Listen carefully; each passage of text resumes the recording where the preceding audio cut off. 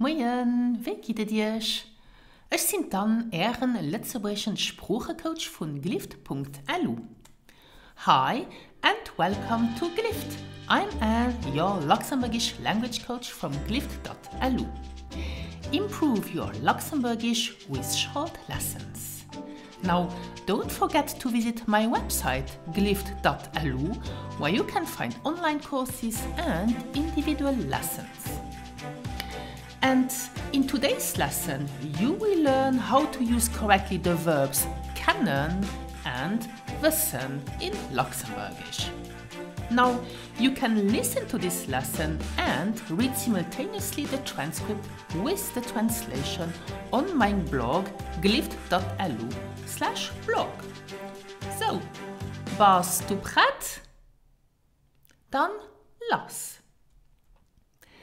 Now, I know that for a lot of English speakers, it does not make sense to have two verbs for a simple verb. So, kennen and wissen both translate to know. So, that's a real problem. For a native speaker of English, having two options for to know is really something to get used. So, today we will look a straightforward way to tell them apart. Let's have a look at an easy rule when to use, for example, wissen. So, wissen is for information that is expressed using a verb, and kennen is for things, persons, and places. Let's start with the verb kennen. Listen and repeat the pronunciation after me. Kennen. Now, kennen is a regular verb, and let's go through the conjugation now. Repeat after me. I know is ich kennen. You know, du kennst. He or she knows, hien or hat kennt. We know, wir kennen. You know. So the plural form of you or the polite form is dir kennt, and they know, sie kennen. Now, kennen is used when we want to express that we are familiar with things, persons, or places. Now, here is a good hint.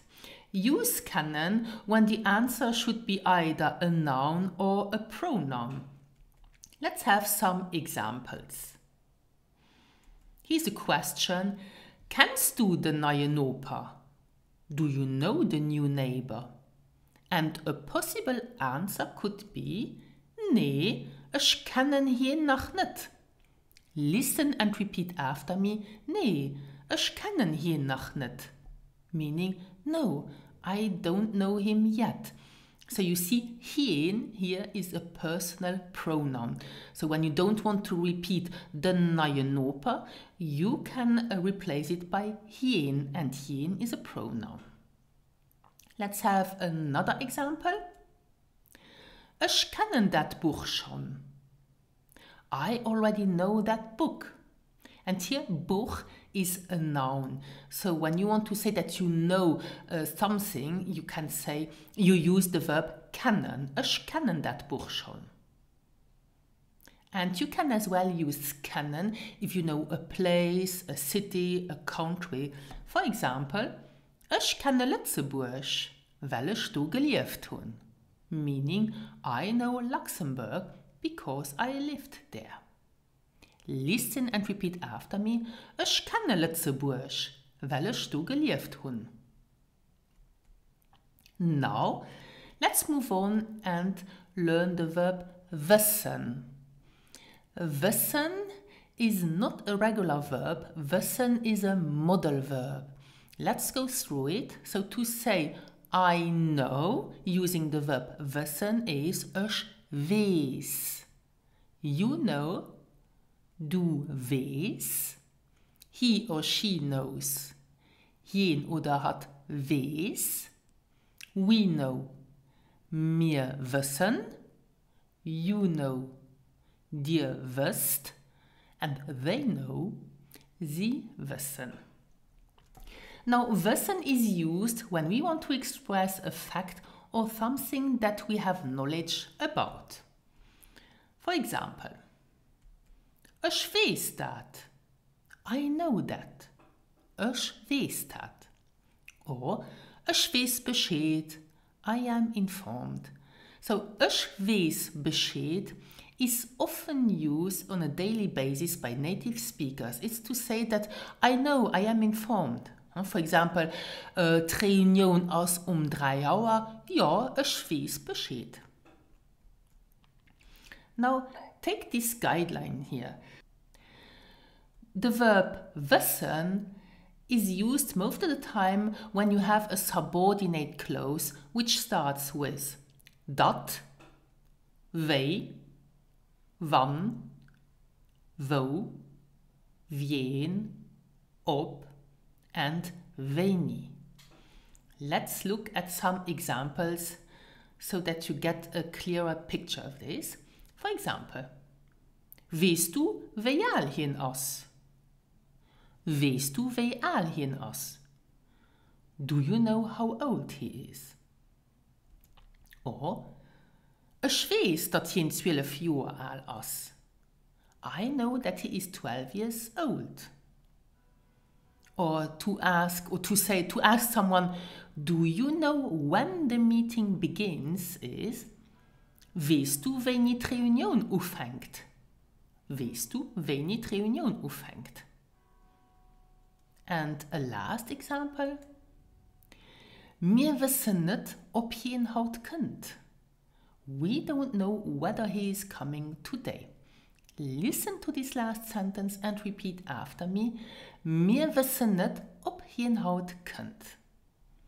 Now, as you can see, we often use wissen with a subordinate clause.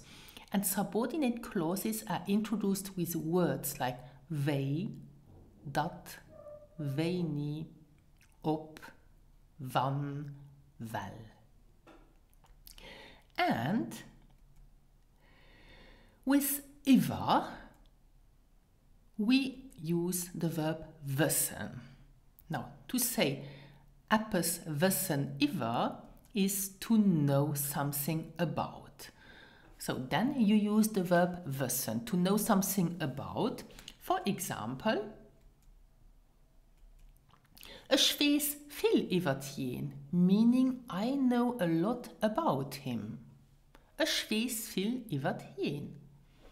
Or, der Prof weiß viel über Lützeburgische Geschichte. The teacher knows a lot about Luxembourgish history. So you see, when you want to say that you know something about, you use the verb wissen with über. So, ich weiß viel über ihn, or der Prof weiß viel über Lützeburgische Geschichte. But be careful. Ich kenne ihn. I know him.